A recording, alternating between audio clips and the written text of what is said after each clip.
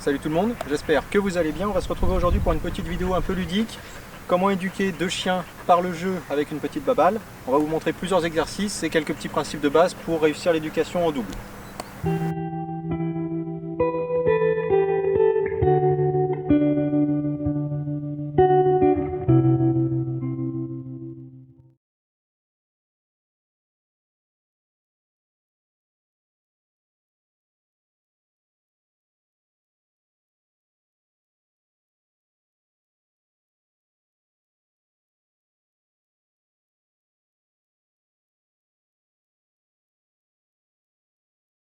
Alors le premier petit conseil que je peux vous donner, c'est de penser à respecter une certaine hiérarchie. C'est-à-dire que Prada est plus grande, Riff est en train de s'affirmer, mais pour l'instant se fait, alors c'est pas le mot, mais entre guillemets dominer, c'est-à-dire que c'est Prada qui a accès beaucoup au jeu et pas lui.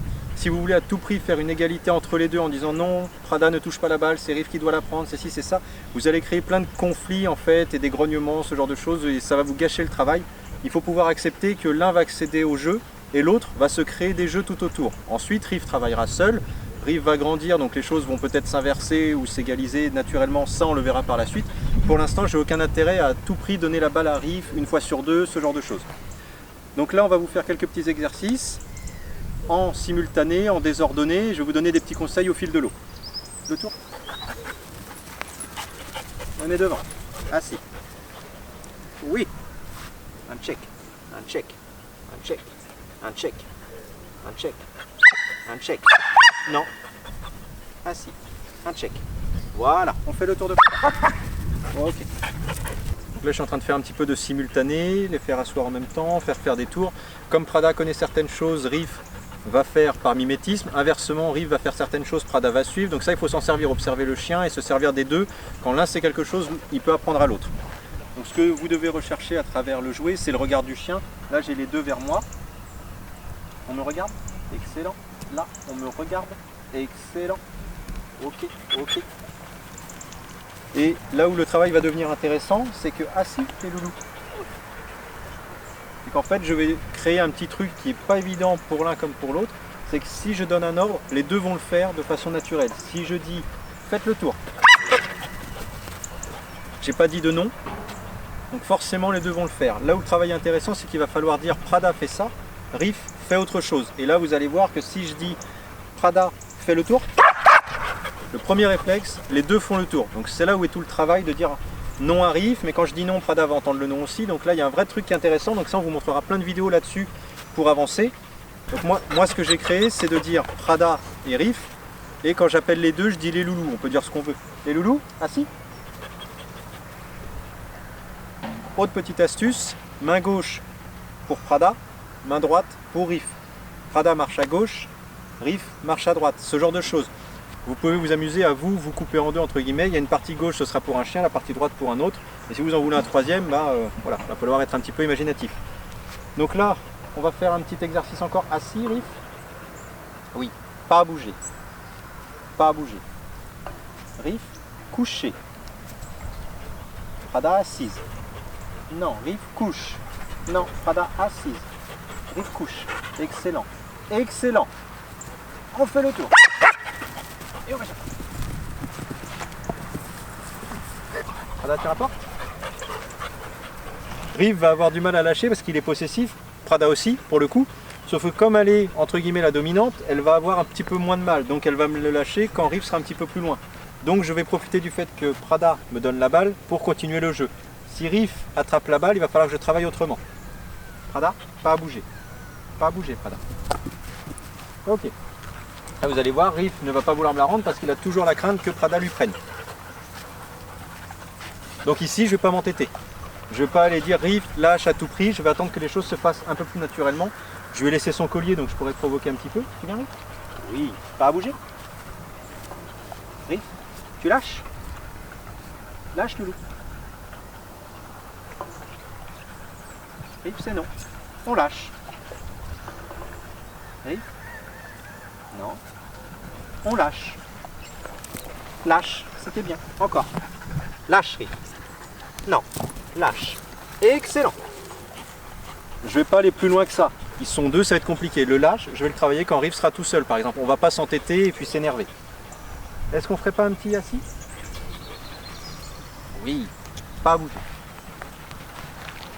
Riff, Prada et Loulou, je veux un coucher. Coucher. Pas à bouger. Excellent, pas à bouger. On remonte assis. Non, non, assis, c'est pas mal. Super. Pas à bouger. Pas à bouger, Riff. Prada, on recule, Riff, pas à bouger.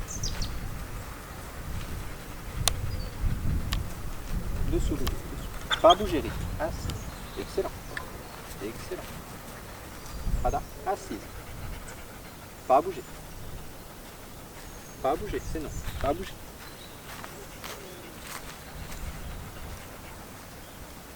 Pas à bouger. Couche. C'est bien. Assis, Riff. Non. Là. Assis. Oui. Pas à bouger. Vous voyez, le but, ça va être de travailler tout doucement. Et en fait, ce que je vais faire par ces sessions de jeu, c'est les faire attendre au maximum pour qu'ils soient attentifs et qu'ils ne l'aient pas à chaque fois cette balle. C'est vraiment une récompense au bout du bout. Et je vais travailler des choses qu'ils connaissent. Le assis, ils commencent à vraiment très bien le maîtriser en simultané. Le coucher, on y arrive quasiment tout le temps. Le tour, ça marche bien. Donc en fait, je vais faire toujours les mêmes phases de jeu et je vais rajouter un petit truc. Et demain, je rajouterai un autre petit truc. Et ainsi de suite. On augmente le travail au fur et à mesure sur les acquis. Et Loulou, le tour. Arrive, le tour. Prada aussi. Oui. Attention. Là, par exemple, je vais pouvoir envoyer Prada faire un tour de l'arbre. Et Riff va rester plus ou moins avec moi parce qu'il ne va pas aussi loin pour faire un tour. Mais c'est l'objectif, c'est de se servir de Prada pour l'emmener. Prada, Riff. Allez, on fait un grand tour de l'arbre. On va faire le grand tour. Le grand tour. Allez, allez, le tour, le tour, le tour. Encore. Le tour de l'arbre. Le tour de l'arbre. Non. Le tour de l'arbre. Oui. Oui.